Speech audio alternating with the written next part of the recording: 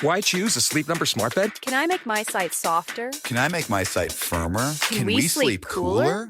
Sleep Number does that. Cools up to 8 times faster and lets you choose your ideal comfort on either side. Your Sleep Number setting.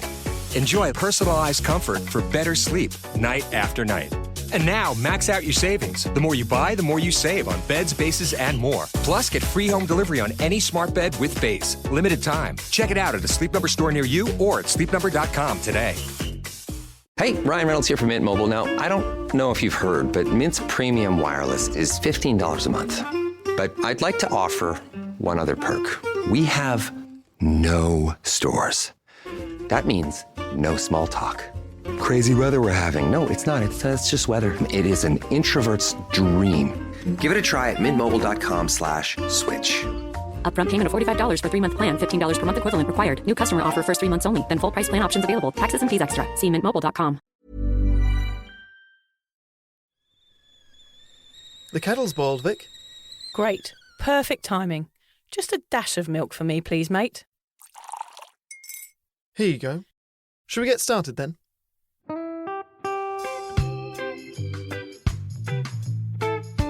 Have you ever woken up on a Sunday morning and said, I'm never drinking again, and then found yourself waving $50 at a barman by happy hour? Are you wondering why everyone else can stop at 1 while you head to a dodgy after-party with a weird bloke called Disco Dave? If so, it might be time to take a deeper look at your relationship with your reliable social crutch, alcohol. On each episode, we'll investigate our own dysfunctional dealings with booze and find out if it's possible to stop this deeply ingrained habit before things get too messy. Yep, we're going to open up a shame shed of humiliating drinking stories to help you understand why waking up from a booze coma each weekend with a kebab sticking out of your top pocket might actually be negatively impacting your health. Hamish and I are here to delve into what it's like being sober, an unwanted warts and all look into why giving up those cheeky pints or putting down those mummy wines will make you feel happier, help your anxiety and mental health, and turn you into the most sparkly, authentic version of you. Won't that mean I become boring though, Vic? Well, Hamish, we'll just have to wait and see. I'm Victoria Vanstone. I'm Hamish Adams-Cairns. And this is Sober Awkward.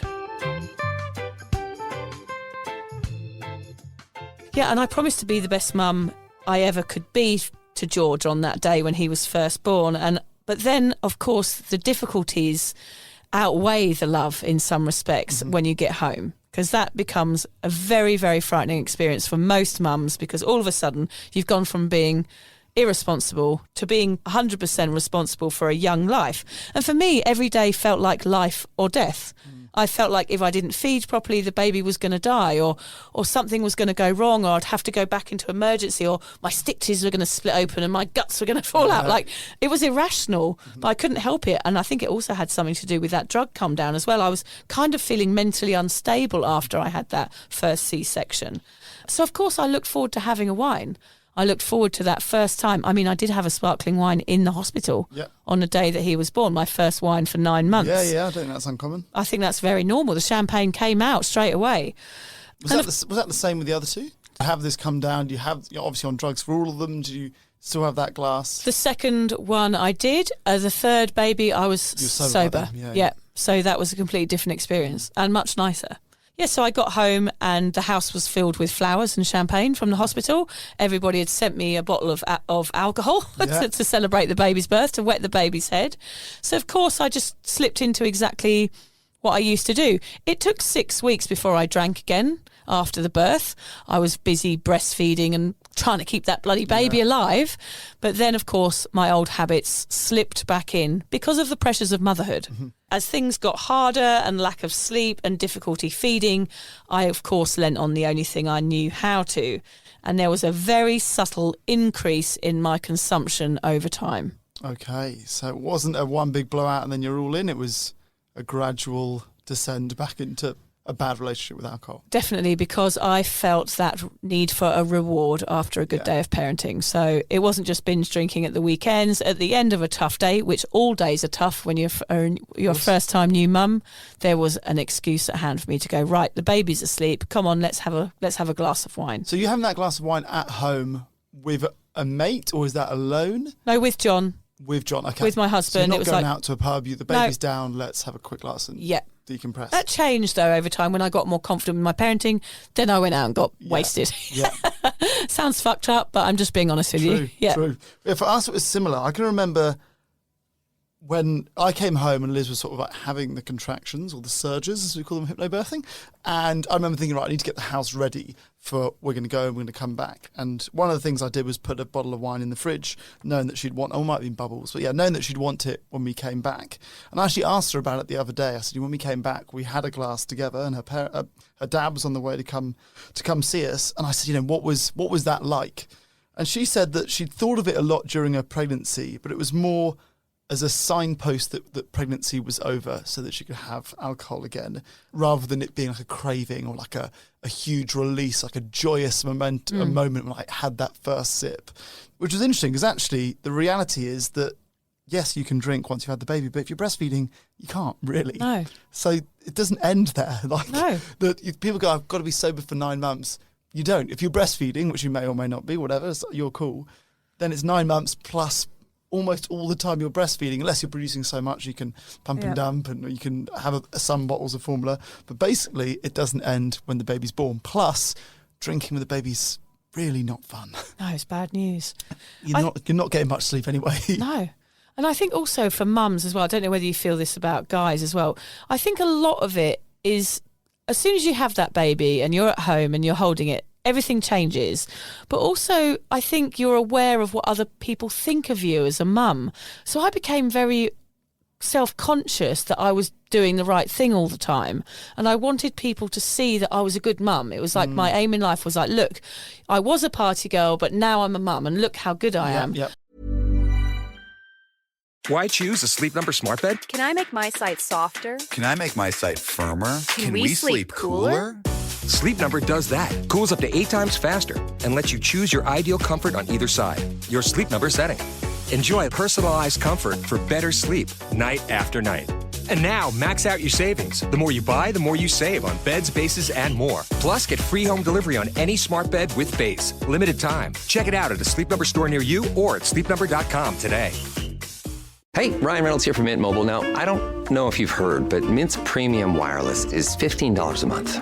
But I'd like to offer one other perk. We have no stores. That means no small talk. Crazy weather we're having. No, it's not. It's just weather. It is an introvert's dream. Give it a try at mintmobile.com/switch. Upfront payment of $45 for 3-month plan, $15 per month equivalent required. New customer offer first 3 months only. Then full price plan options available. Taxes and fees extra. See mintmobile.com. You just reminded me of a story. It was that I did this once. I did a joke on my parents. They kept calling in the night because it was they were in England at the time, and they'd like check in on us via a video camera that we'd set up in the nursery, so they could log on and see the baby asleep while they were awake in England. I don't know if that's adorable or creepy. No, it was cute because they could go in and see us. Yeah, it was lovely. They checked in, but obviously I sleep naked, so Yeah. when I go and tend to Sunny in the middle of the night. This is where that's going. Oh, no. So my mum would phone up and say, "Oh, I just saw your husband's knob again last night." Oh, no. I'll be like, "Oh, what do you mean?" We didn't know at first. Of course, John was going in there to go and give the baby a cuddle. It's turning into a penis episode, isn't it? Isn't it? Another one. Yeah, and of course they could see his willy poking through the cot like every time he picked the baby up. And then after that, we changed the direction of the camera a little bit. But then after that, as a joke to my parents, because I realised that they could log in and see what we were doing, I said, "Oh yes, the baby's sleeping through now." They were like, "Oh, how are you doing that? The baby's only 6 weeks old. That's incredible." I said, "Oh, log on tonight and see what's happening." And I added a hamster feeder to the side of the cot, like a little hamster drink thing. And I put milk in it, and I told them that the baby was feeding itself through the night. They were like, "What's going on there? I don't think that's allowed, Victoria." I was like, "Oh, it's only a joke. Don't worry. We're not really That feeding would be it." good. We should teach babies how to use those. Yeah, it would be much easier, wouldn't it? There's got to be something in Japan like that, I'm sure, some weird gadget. Anyway, yeah, once the excitement of that day slowly fades, the real work starts. This wonderful, terrible privilege of a job that we call parenting. And the chances are that it will considerably affect your alcohol consumption, for better or for worse. Okay, so obviously by your third child, you were sober. But how did it affect your drinking for those first two, Vic? In the early days, drinking was impossible, as I said. Yeah. There's that time where your life is upside down for 6 weeks. You don't know whether it's night or day. So that was pretty good. Then difficulties happened. George started coughing up blood, which was actually from my nipples because they were bleeding so much. Things started going wrong. And with Nell, she was so tiny, we had to feed her with a syringe. She was like 2.7 kilos and she just couldn't get any milk. And between that, the cracked nipples and the piles, and I didn't really fit in any time for wine. It was more like trying to heal my body in some way and survive. Although those wind down wines did come into play a little bit. And as things got easier, I met a new mothers group. So at first you go for little meetups at the park and you have all your little paleo snacks and plastic containers and squeezies and everyone's all friendly and kind to each other. And then someone mentions a night out and we're like, right, let's go and rip off our shirts to Blondie Heart of Glass on some dance floor somewhere. Everyone's desperate for a night out. So I think it was probably like 10 weeks in or 12 weeks in that somebody in the mothers group said, right, let's have a night out. And I remember just going, yes, a piece of the old me back. I'm going to show these girls who I really am, not this boring mum, you know. So that was a danger sign right there that I didn't really kind of connect with. I didn't think, oh, this is bad that I want to do that. I just thought, I deserve this. All this work that I'm doing for someone else, now it's my turn. Yeah, interesting. Yeah. So that's what I did. I got bored and isolated during the week and I wanted to find a bit of the old me.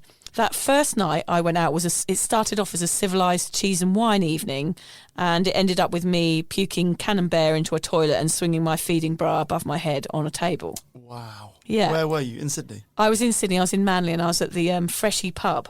I remember it clearly. The second time I went out on a mothers group night, I puked in my handbag. So I really went for it. This is the problem with mummy wine culture, is the space in between it. So with each week that passed, my need to get drunk increased. Yeah. So the longer I left it, the more messy the night was, the more I deserved it and the more I craved it. So you're drinking less frequently, but much harder when you do. Definitely. Yeah. And then I'd wake up the next day, of course, feeling terrible, usually with mastitis because I hadn't pumped and dumped, because I'd stayed out too long and all the complications that come with that. And I remember standing in the shower with cabbage leaves on the boob with a hangover, crying as my baby cried in the room next to me. It was horrible. And I wasn't able to care for my child. And that's when the guilt, shame and anxiety started to flood into my life. And I continued this good mum, bad mum act for 4 years, where I struggled between moderation and drinking. We discussed this on our New Year's Day episode, Hamish. It's like that struggle between trying to be a good parent, trying to be a piece of the old you, and still wanting to go out, but not knowing what to do about it. So, I got really, really stuck. And then I had to seek the answers. Basically, my kids having those births and having those periods of sobriety, even my wedding. At my wedding, I knew that I could be sober at a social event. So all of these things that happened added up to me becoming sober now. It was my kids and the guilt and shame of not being able to look after them when I was hungover that made me look inwards. If you're questioning your relationship with booze, you're struggling to moderate, or your hangovers are causing anxiety, it might be time to reach out for some support. Yeah, just talk to a mate about how you're feeling, contact a local doctor, find an AA or sobriety group. Vic's got one. Yeah, just head to www.cuppa.community. Remember, if you're questioning yourself, it might be time to seek support. Even though this journey can be awkward, it is definitely worth it. And if you've enjoyed the Sober Awkward podcast, don't forget to review it, rate it, and share it with your mates. Do they have to share it with their mates? Yeah, of course they do. I'm not doing this for nothing, Hamish. Bloody hell. How do they share it? I don't know, just write it on the document.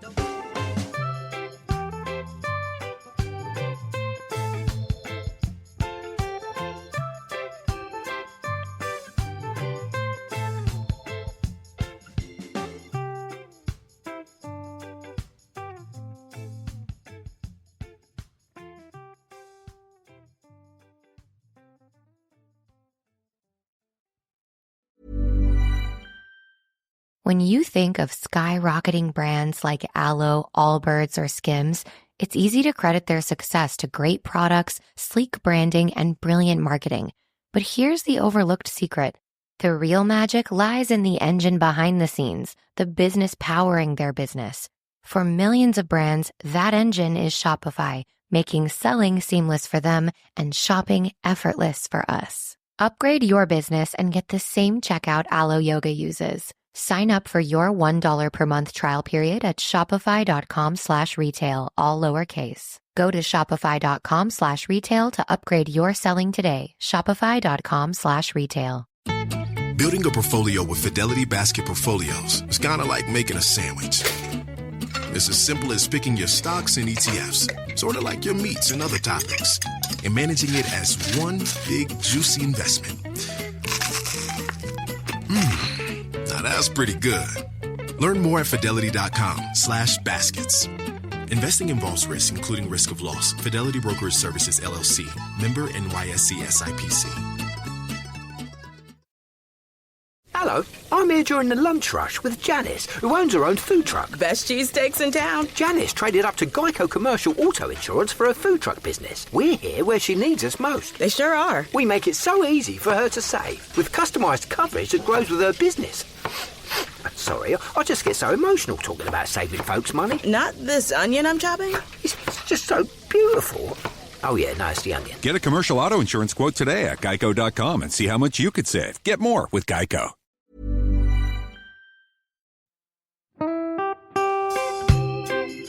So, as you probably know, my comedy memoir, 1,000 Wasted Sundays, is officially out. All my magnificent fuck-uppery in one awkward hit.